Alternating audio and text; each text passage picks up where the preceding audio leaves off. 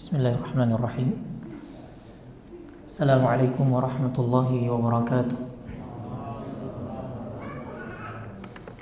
Alhamdulillahi wa kafa wassalatu wassalamu ala rasulina al-mustafa wa ala alihi wa ashabihi ahli tuqa wal wafa. Ashhadu an la ilaha illallah wahdahu la sharika lah wa ashhadu anna sayyidana Muhammadan abduhu wa rasuluhu alladhi la yantiqu 'anil hawa in huwa illa wahyu yuha. Allahumma 'allimna ma yanfa'una wa anfa'na bima 'allamtana wa zidna 'ilman wa 'amala. Rabbi shrah li sadri wa yassir li amri wahlul 'uqdatam min lisani yafqahu qawli. Ikhwatul Islam, hadirin dan hadirat yang semoga senantiasa dimuliakan Allah Subhanahu wa taala. Juga para pemirsa kaum muslimin dan muslimat yang semoga senantiasa diberkahi Allah Subhanahu wa taala dimanapun Anda berada yang mengikuti live streaming. Semoga kita semuanya diberkahi Allah Subhanahu wa taala, diberikan taufik dan senantiasa mendapatkan hidayahnya. Alhamdulillah, di kesempatan kali ini Allah masih memberikan kesehatan, keafiatan, waktu yang luang kepada kita dapat melanjutkan kembali pelajaran kita pada kitab Ahaditsul Akhlaq karya Syekh Profesor Abdul Razak ibn Abdul Muhsin Al-Labbat Al-Badr wafaqahumullahu jami'an. Semoga apa yang kita pelajari nanti dari kitab ini dapat menjadi satu ilmu yang bermanfaat. Kemudian salawat serta salam semoga senantiasa terlimpahkan kepada suri tauladan kita Nabi Agung Nabi Besar Sayyiduna Muhammad sallallahu alaihi wasallam, juga kepada kerabat beliau, para sahabat dan orang-orang yang senantiasa meniti jalan beliau hingga akhir masa nanti. Hadirin dan hadirat yang semoga senantiasa dimuliakan Allah Subhanahu wa taala. Kita lanjutkan bacaan kita pada kitab ini di halaman yang ke-238. Halaman 238 di paragraf yang pertama. Kita masih berada pada tema besar tentang tercelanya ghibah, namimah, adu domba dan juga sukhriyah atau merendahkan orang lain. Berkata pengarang hafizahullah ta'ala wa nafa'ana bihi wa fi ulumihi fi dharain amin. Wa la yastahinu muslimun nasihun li nafsihi bi amri sukhriyati ayyan kana amruha. Dan tidak sepantasnya seorang muslim itu mencela atau merendahkan dirinya dan senantiasa ia menasihati dirinya dengan menghindari perbuatan sukhriyah atau mencela, merendahkan orang lain apapun bentuknya. Wa mahma kanat suratuha, bagaimanapun gambarannya. Wa mahma dhanna sighara hajmiha, bagaimanapun besar ataupun kecilnya. Jadi mau bentuknya sepele bagi kita mungkin ataupun kita anggap itu besar, ya semuanya harus kita hindari. Semuanya harus berupaya kita hindari. Fa inna amraha 'indallahi 'azimun, karena sesungguhnya mencela, merendahkan saudara muslim itu adalah perkara yang besar di sisi Allah Subhanahu wa taala. Wa qad yaskhar mar'un min akhara wa yakunu al-maskhuru minhu al-mustahza'u bihi khairan 'indallah. Boleh jadi orang yang mencela, membuli, merendahkan saudara muslim ternyata tidak lebih baik daripada yang dicela, daripada yang dibuli, daripada yang direndahkan. Di sisi Allah Subhanahu wa taala boleh jadi min asyaratin bal mi'ati min mithli hadzal sakhir. Bahkan boleh jadi yang dicela tadi, yang direndahkan, yang dihinakan itu jauh lebih baik. Walaupun mungkin strata sosialnya, strata pendidikannya tidak lebih baik daripada yang mencela. Mungkin yang mencela, yang merendahkan S3 misalnya, atau doktor, atau profesor bahkan, atau dia dari strata sosial, dia pemimpin daerah, namun ternyata dia merendahkan atau mencela muslim lainnya. Kata Syekh di sini belum tentu yang dicela tadi lebih buruk di sisi Allah Subhanahu wa taala. Bahkan bisa jadi dia jauh lebih baik beberapa derajat dibanding yang mencela. Karena status kita itu sejatinya bukan pada penilaian manusia. Status kita bukan pada penilaian manusia. Karena yang kita kejar adalah penilaian dari sisi Allah Subhanahu wa taala. Bisa jadi kita di sini dianggap orang yang baik, orang yang berkedudukan, orang yang berpenghasilan tinggi, orang yang dihormati karena harta bendanya, namun ternyata di sisi Allah Subhanahu wa taala kita adalah manusia yang paling terhina. Boleh jadi kita tidak tahu. Maka sekali lagi saya sempat atau sering sekali memberikan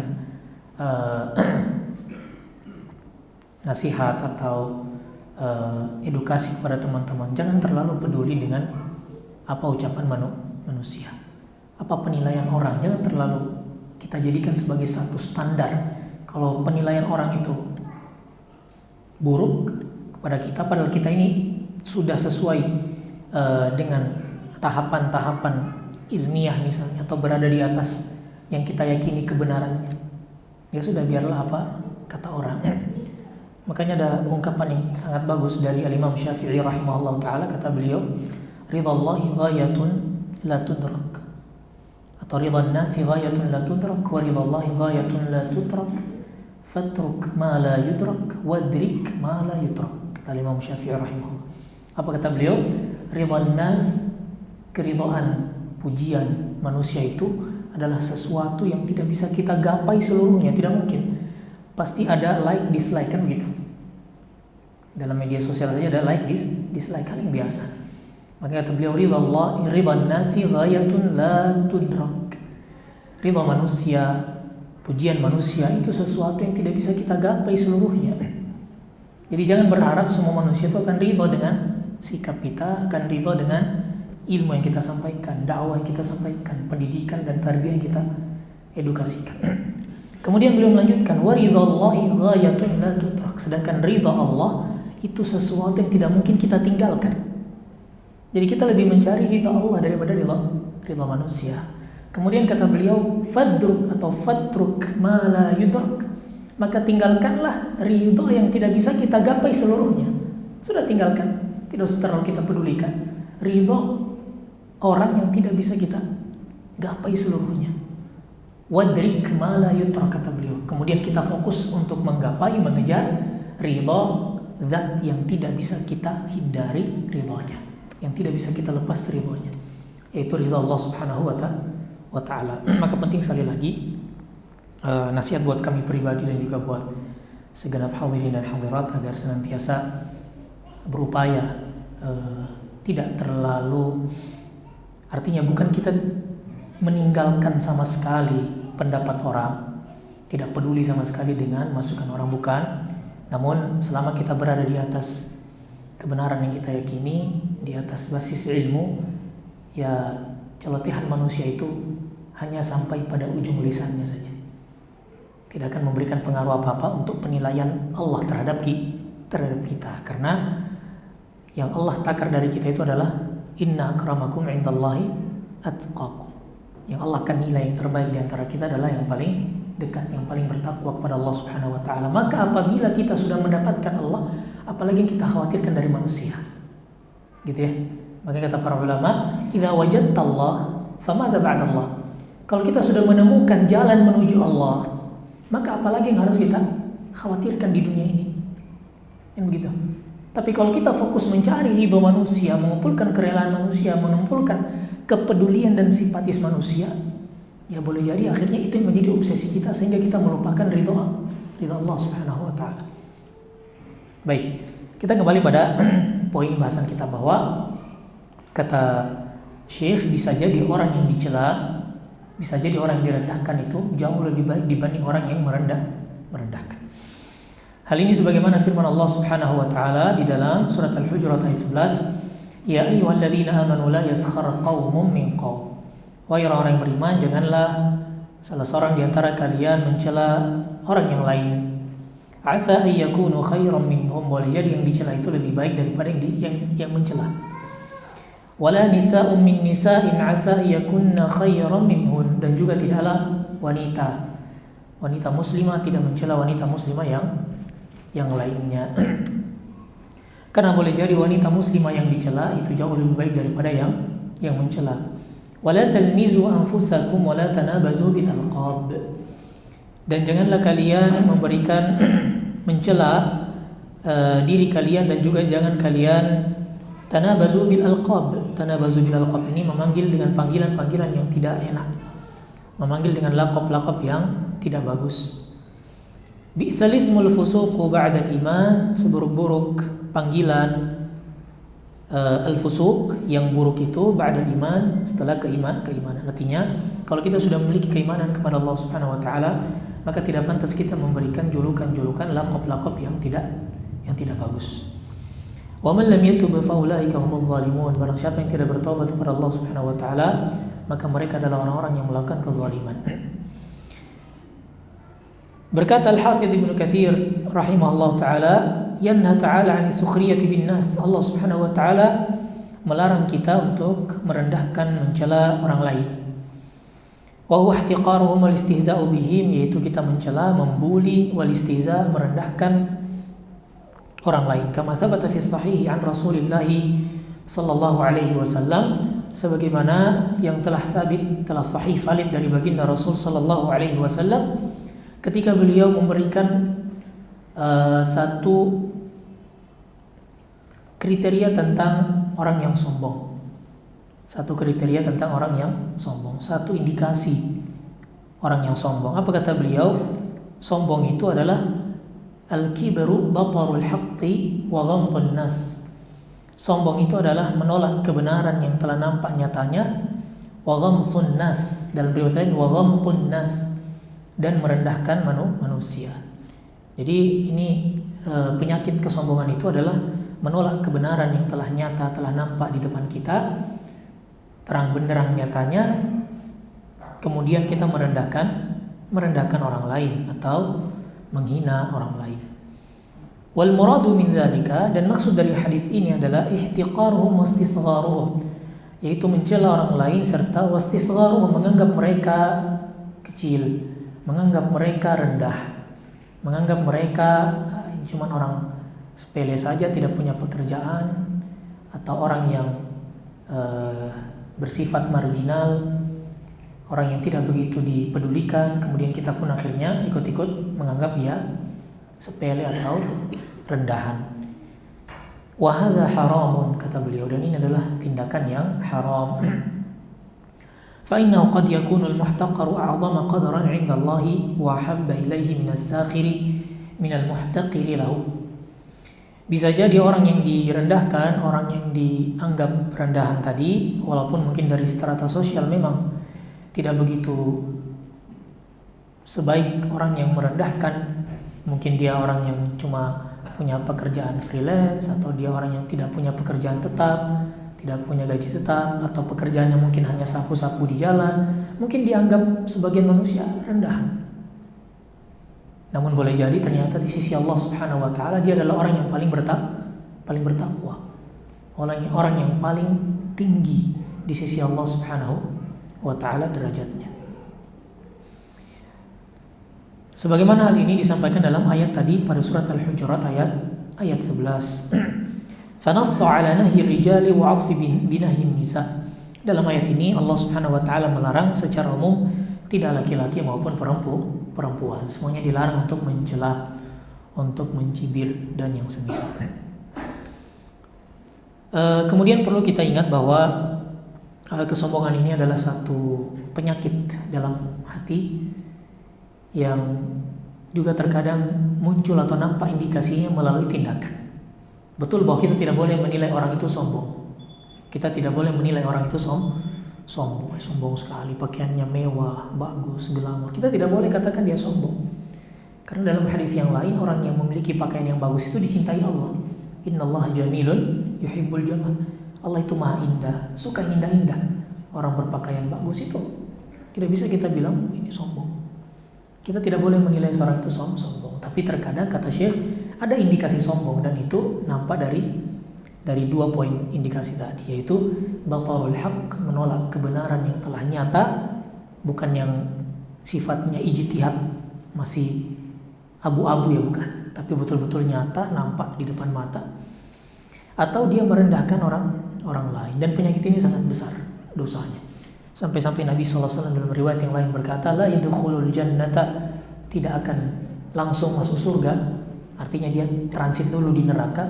Siapa? Man kana fi qalbihi mithqalu dzarratin min kibrin, orang yang memiliki penyakit sombong walaupun sebesar biji sawi, biji atom. Jadi sekecil apapun penyakit sombong itu tetap tercela dan berpotensi transit dulu di neraka. berpotensi transit di neraka. Waliyadzubillah, kita berlindung pada Allah Subhanahu wa taala dari penyakit sombong. Baik, kemudian Syekh melanjutkan di sini, wala talmizu anfusakum, artinya adalah ay la talmizun nas wal hammazu al lammazu minar rijali madhmumun mal'unun. Jadi talmizu itu dari kata-kata lamz. Apa itu lamz? Dikatakan di sini sebagaimana dalam firman Allah Subhanahu wa taala, wailun likulli humazatin lumazah. Celakalah orang yang humazah lumazah. Apa itu humazah? Humazah itu mencela dengan tindakan, menghina dengan tindakan, merendahkan dengan sikap, merendahkan dengan tindakan atau perbuatan. Sedangkan lamaz itu adalah menghina dengan ucapan, merendahkan dengan ucapan. Sehingga dalam ayat tadi, wala talmizu anfusakum, jangan kalian menghina diri kalian dengan ucapan. Tindakan boleh, tidak boleh juga dengan tindakan. Karena dalam ayat yang lain pada surat Al-Humazah tadi, yang Allah ancam itu dua cara, menghina dengan tindakan, menghina dengan ucapan. Ini dua-duanya tidak boleh, haram hukumnya. Kemudian juga dalam ayat yang lain pada surat Al-Qalam, hammazin masya'im binamim, yaitu adalah orang-orang yang mencela orang lain, wa yahmizuhum ta'inan alaihim, juga merendahkan orang lain dengan bentuk celaan kepada mereka, wa yamshi bainahum bin namimati wa hiya lamzu bil maqali, dan juga orang-orang yang suka adu domba, maka ini masuk dalam kategori al-lamzu. Al-lamzu itu bil maqal, dengan ucapan. Walihada qala huna, oleh karena itu Allah Subhanahu wa taala mengatakan, wala talmizu anfusakum kama qala wala taqtulu anfusakum. Ay la yaqtulu ba'dukum ba'dha, yaitu janganlah salah seorang di antara kalian membunuh dengan yang lainnya. Berkata Ibnu Abbas, Mujahid, Sa'id bin Jubair, Qatadah, wa Muqatil bin Hayyan, makna dari talmizu anfusakum yaitu la yat'anu ba'dukum 'ala ba'd.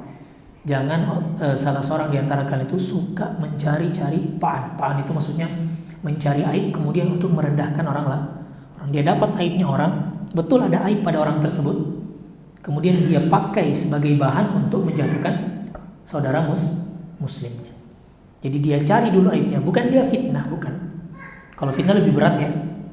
Tapi dia cari aibnya orang, dia dapat aibnya, dia gali, dia ulik sedalam mungkin. Setelah itu dia jadikan aib tadi sebagai bahan untuk menjatuhkan. Nah itu. Nah ini masuk dalam kategori apa? Wala talmizu anfusakum atau lamz. Nah maka ini haram hukumnya.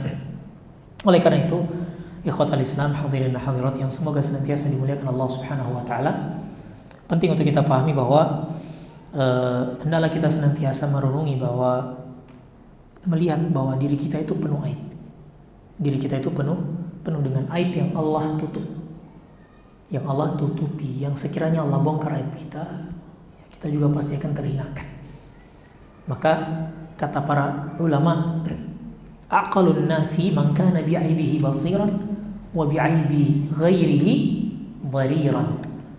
Manusia yang paling bijak dan berakal itu adalah yang kalau dengan aibnya itu dia terbelalak, dia akan selalu mencari aibnya untuk terus mengintrospeksi diri. Jadi dengan aibnya itu dia terbelalak, terbuka lebar matanya dengan aib sendiri. Wa bi'aibi ghairihi dhariran. Namun dengan aib orang lain dia itu berupaya untuk menutup mata, buta dengan aib orang lain. Bukan dalam rangka mencari-cari, tapi dia betul-betul, maksudnya bukan dalam rangka dia tidak mau tahu dengan orang lain, bukan. Tapi dia menutup mata, tapi kalau ternyata toh ada juga informasi tentang aib saudaranya, dia berupaya untuk memberikan nasihat itu. Tapi bukan yang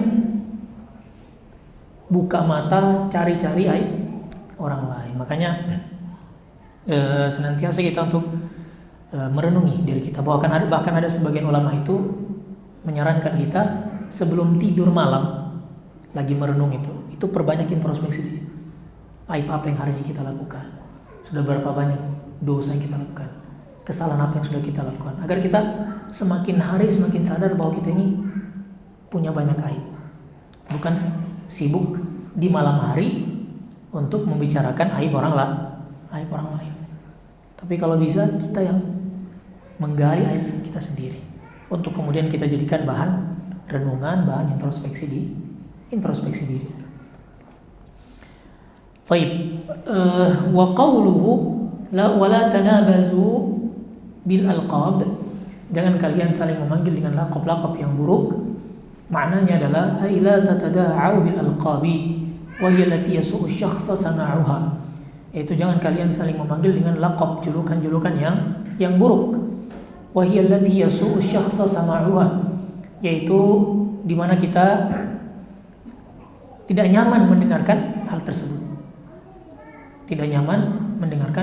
Atau mungkin ada saudara kita yang dipanggil dengan laqab-laqab tertentu, ternyata dia tidak suka dengan laqab tersebut, tapi dijadikan bahan candaan. Mungkin temannya bercanda, tapi sebenarnya dia tidak suka dengan laqab-laqab tersebut, dengan julukan-julukan tersebut. Sehingga ini menjadi satu teguran dari Allah Subhanahu wa taala agar jangan sampai kita jatuh ke hal tersebut. Wa fil hadithi, dalam sebuah hadis, Syekh Abdul Razak menukilkan dalam riwayat Ibnu Hibban yang disahihkan oleh Syekh Al-Albani rahimahullah taala, Nabi sallallahu alaihi wasallam bersabda, "Rubba asy'atha aghbara dhi timraini madfu'un bil abwab." Terkadang ada seseorang itu yang asy'atha aghbar, rambutnya itu acak-acakan, dilihat kok kayak orang orang yang kotor, kumuh. Dhi timraini, bahkan pakaiannya itu lusuh, kumuh, kotor. Mungkin terkadang kita nampak seperti orang yang tidak terurus berbulan-bulan gitu. Madfu'un bil abwab, bahkan dia terkadang kalau mau masuk ke pintu bertamu ke orang lain pasti selalu tertolak. Lau aqsama 'ala Allah la abarrah. Namun kita tidak tahu orang-orang seperti ini ternyata kalau berdoa kepada Allah Subhanahu wa taala paling mustajab doanya. Ini kata Nabi SAW. Jadi kita hati-hati. Lihat orang jalan bawa parang di pinggir jalan, jangan kita merasa lebih baik daripada mereka. Mungkin terkadang mereka meminta-minta dengan kita. Kalau kita punya kelebihan, bismillah diberikan. Kalau belum punya kelebihan, minta maaf untuk tidak bisa memberi.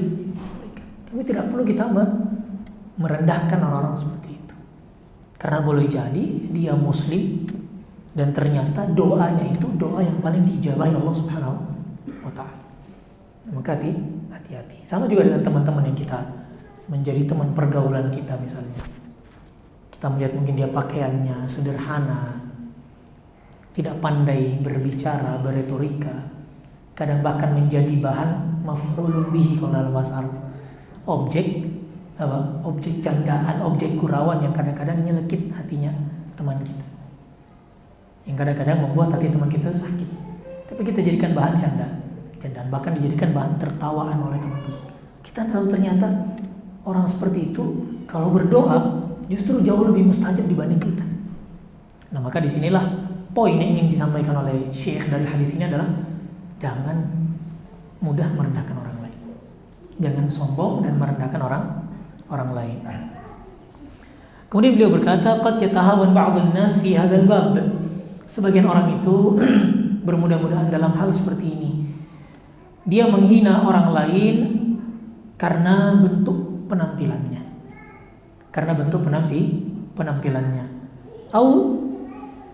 Atau karena ta'ati kalami.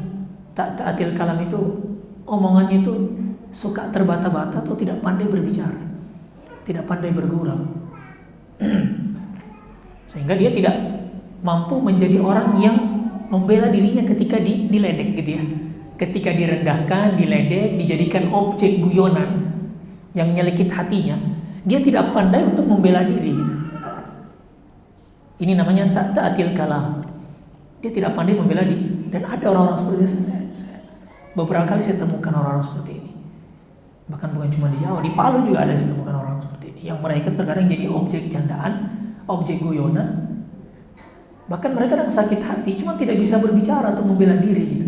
Nah, maka kata saya di sini, boleh jadi orang seperti ini tuh jauh lebih berkualitas imannya dibanding yang berbicara, meledek, merendahkan dengan candaan. Au damamatin fi ba'd sifatihi au syai'in fi amalihi fayatanaddar bihi wa yaskhar.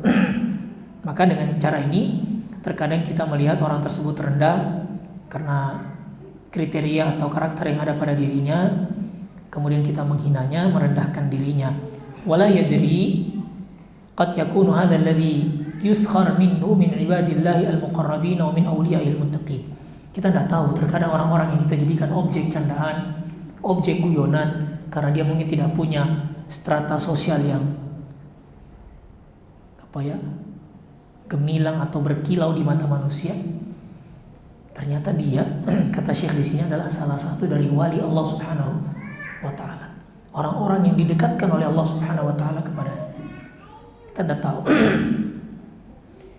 Makanya jangan terpukau atau terkesima hanya sekedar dengan strata sosial.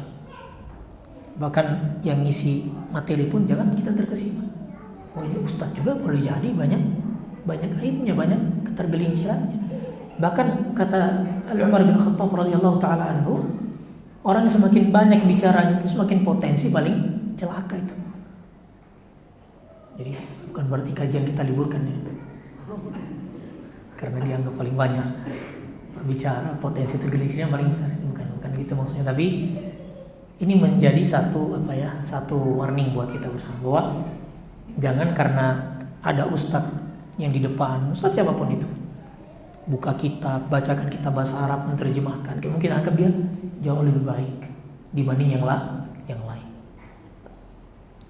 Dibanding yang lain, padahal boleh jadi ada orang-orang yang mungkin di depan kita, mohon maafin, yang duduk di bawah, mungkin saya duduk di atas, bisa jadi yang duduk di bawah ini ada di sudut-sudut ini salah satu dari wali-wali Allah Subhanahu wa taala. Kita tidak tahu.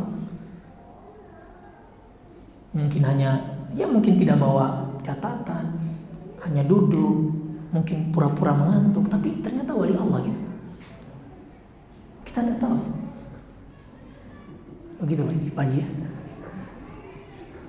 Makanya saya tidak mau menjudge orang yang mengantuk dalam kajian. Wajar, ini kajian umum. Kecuali kalau dalam pelajaran di kelas. Nah itu saya jewer telinganya Bapak. Pelajaran di kelas ya jangan tidur gitu. Tapi kalau kajian umum begini, orang capek, kasihan kadang-kadang habis kerja, dia mau sempatkan diri datang ke kajian pada maghrib, ini sudah luar biasa. Artinya ada itikat baik datang untuk bermajelis ilmu. Makanya kata Nabi SAW, orang yang duduk di majelis ilmu tidak catat, ngantuk saja itu dapat pahala. Makanya dikatakan dalam hadis apa? Nazalat alaihimus sakinah, akan diturunkan ketenangan, saking tenangnya tidur. Gitu ya.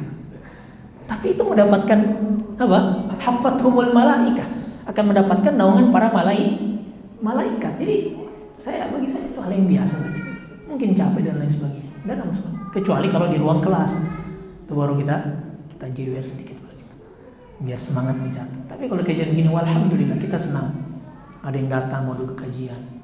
Itu mungkin orang baru pertama kali mau ikut nimbrung dengar kajian. Seperti yang sampaikan di pekan lalu, boleh jadi orang yang datang cuma 5 menit tiba-tiba dia keluar. Ya, bukan yang mau keluar ini, bukan. Tiba-tiba mau keluar, misalnya dia cuma mendapatkan 1-2 ayat. Dengan 2 ayat itu dia paling mengamalkan dibanding kita yang duduk daripada maghrib sampai isya. Boleh jadi kita tidak tahu. Maka berilah uzur kepada saudara kita yang mungkin boleh jadi hanya bisa hadir 20 menit, 30 menit, bahkan 5 menit, bahkan cuma mendengarkan 1 ayat, kemudian dia keluar. Kita tidak tahu, mungkin dia punya uzur syar'i. Tidak ada masalah kalau dalam kajian-kajian umum seperti ini.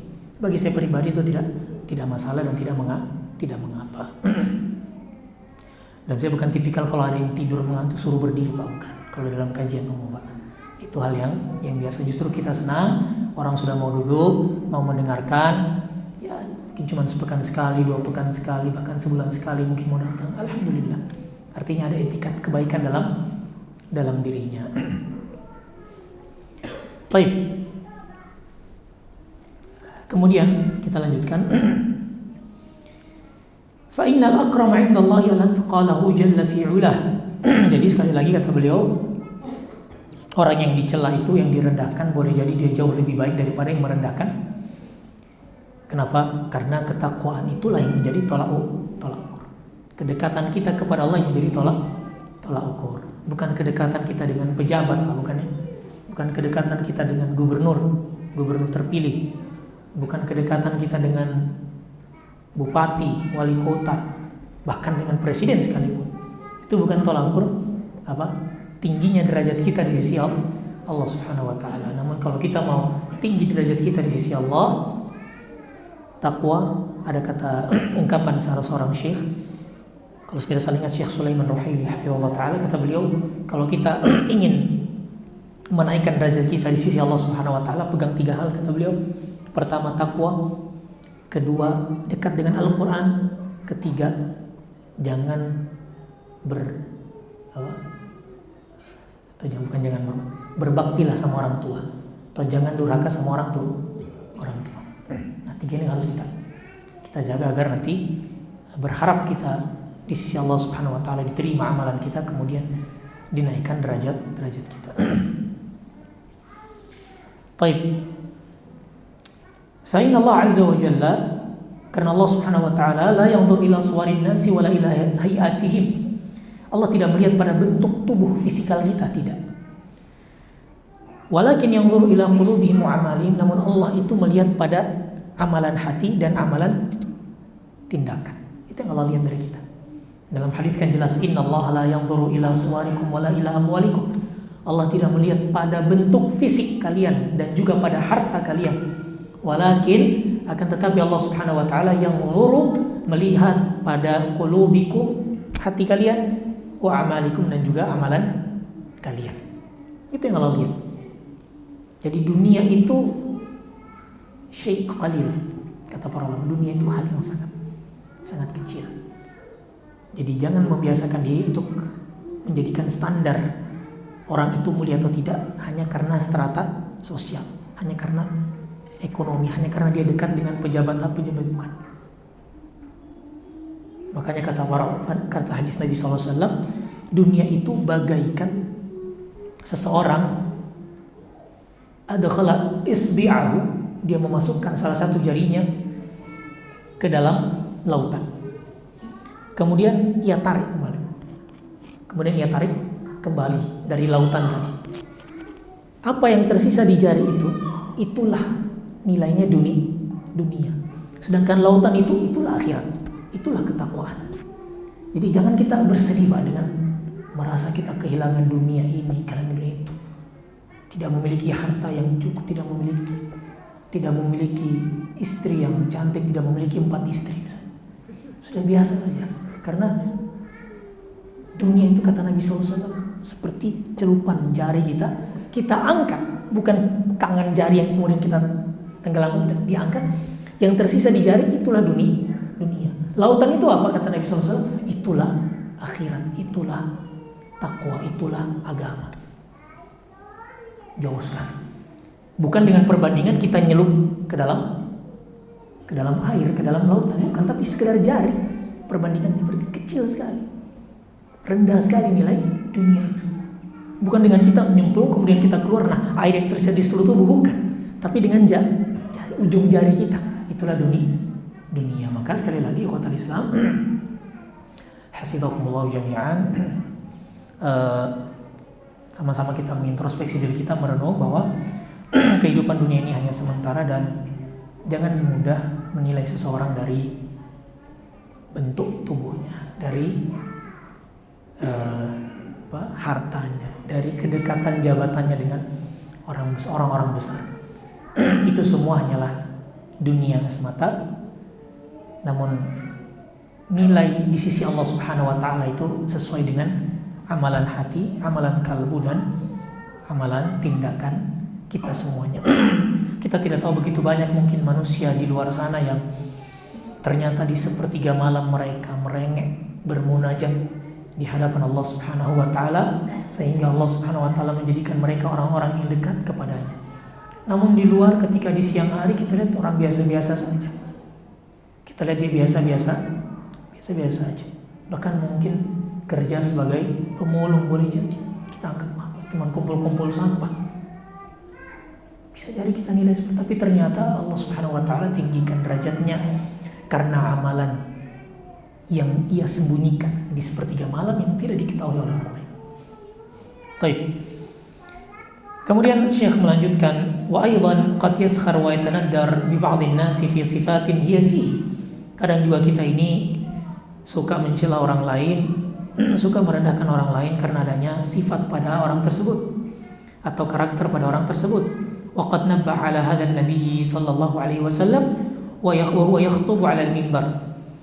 Nabi pernah menegur perihal ini ketika beliau berada di atas mimbar.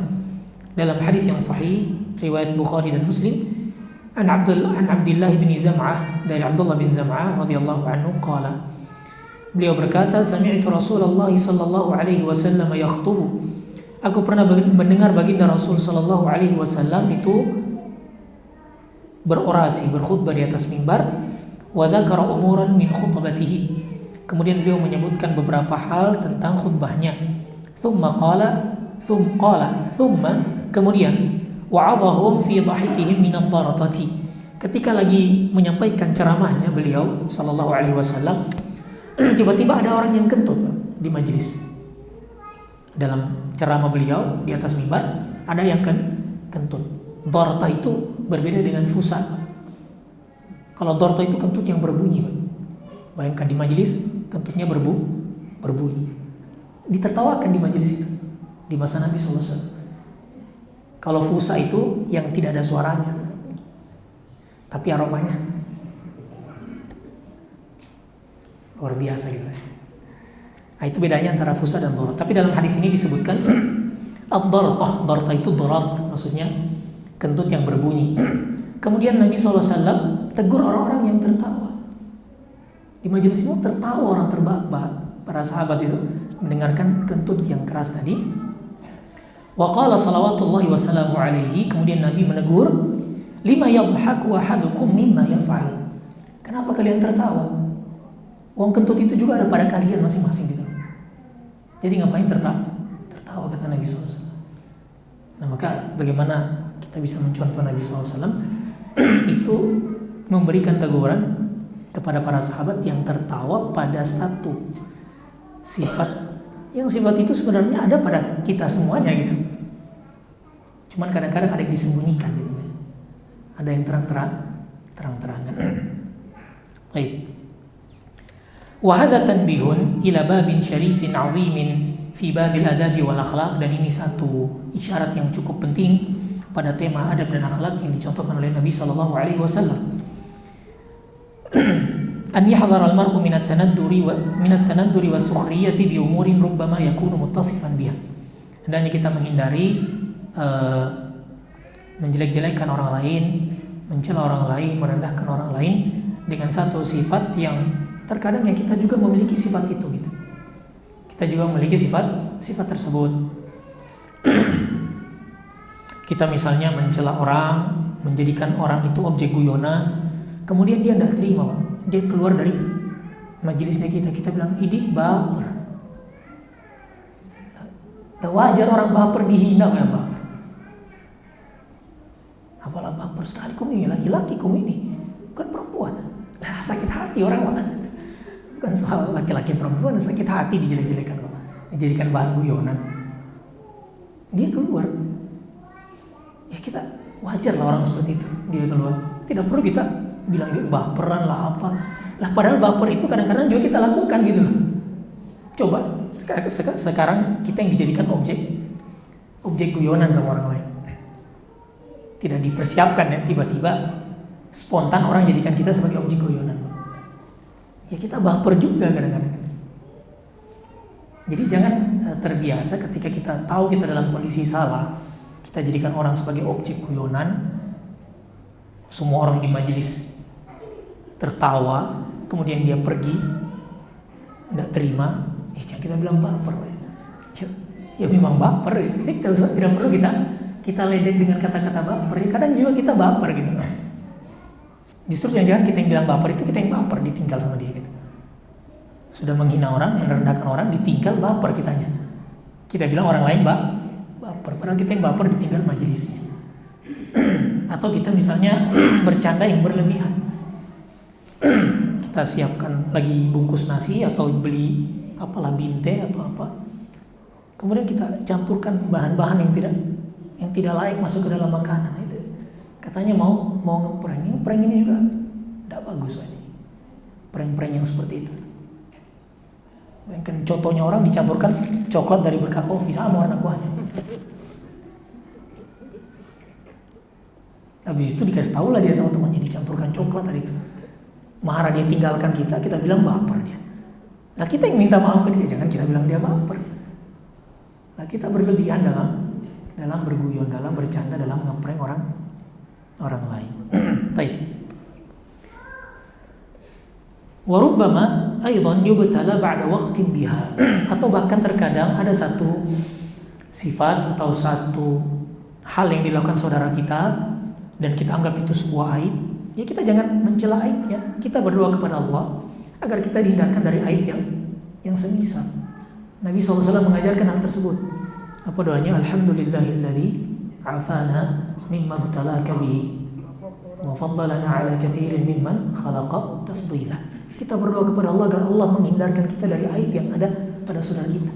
Karena bisa jadi kalau kita cela, kita rendahkan, kita olok-olok aib tersebut yang ada pada saudara kita tidak tahu di sekian waktu kemudian hari justru Allah uji kita dengan aib yang sama.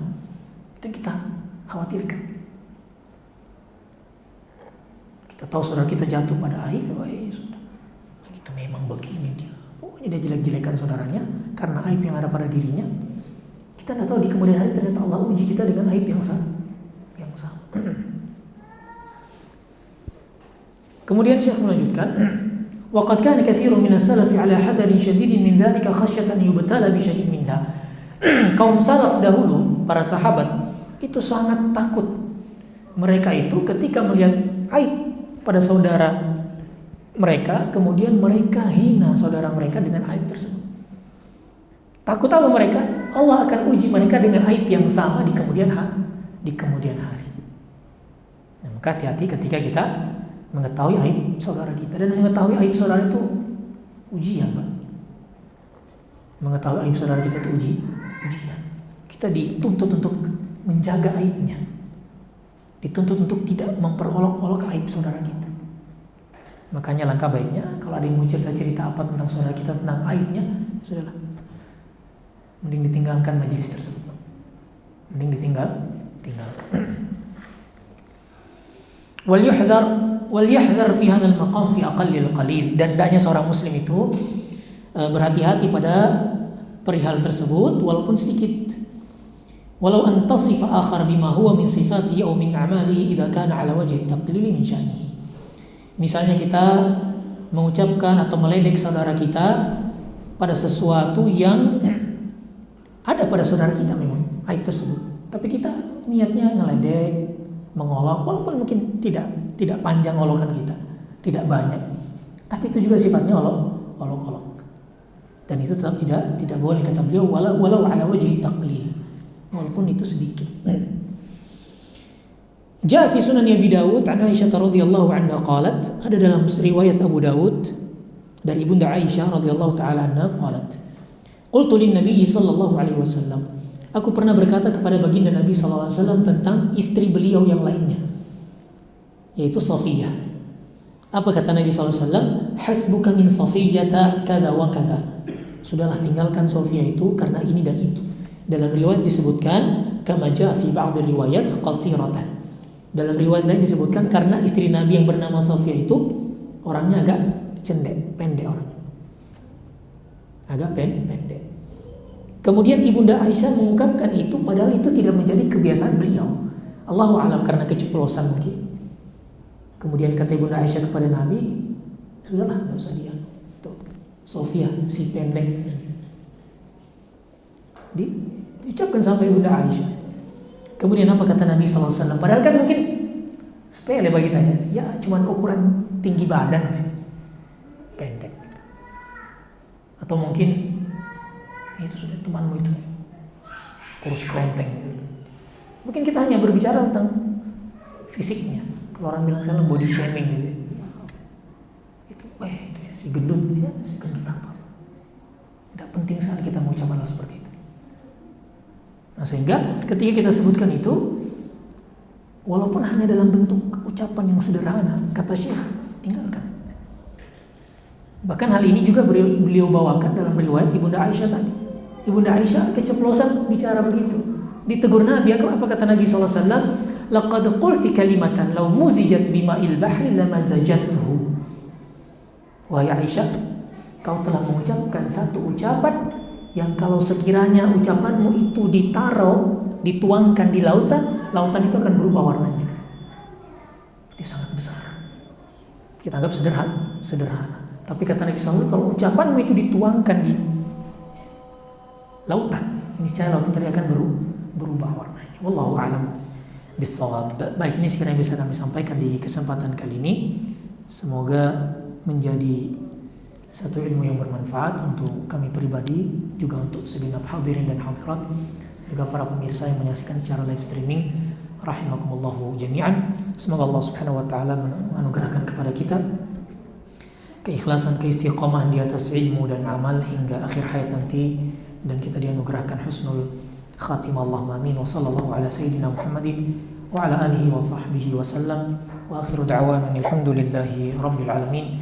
Kita tutup dengan doa kafaratul majlis. Subhanakallahumma rabbana wa bihamdik, asyhadu an la ilaha illa anta, astaghfiruka wa atubu ilaika. Thumma assalamu alaikum warahmatullahi wabarakatuh.